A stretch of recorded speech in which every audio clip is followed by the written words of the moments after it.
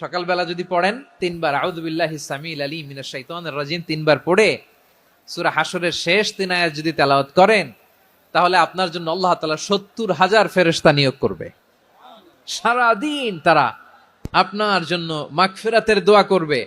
আর ওই দিন ইন্তেকাল করলে আল্লাহ তাআলা শহীদ হিসেবে আপনাকে কিয়ামতের দিন দাঁড় করাবে। আবার সন্ধ্যাবেলায় যদি পড়েন, সারা রাতের জন্য 70,000 ফেরেশতা মাগফিরাতের দোয়া করবে। ওই রাতে মারা গেলে শাহাদাতের মৃত্যু নসিব হয়ে যাবে। আযকারুস সাবাহি ওয়াল মাসা, সকাল সন্ধ্যার যে জিকির, এই জিকিরের অন্তর্ভুক্ত করে নেবেন এই ওয়াজিফাটা।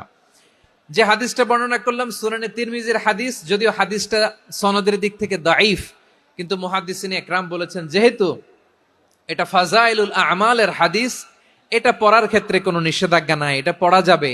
সো সকাল সন্ধ্যা যদি সুযোগ হয় এই ওয়াজিফাটা যেন আমরা পড়ি।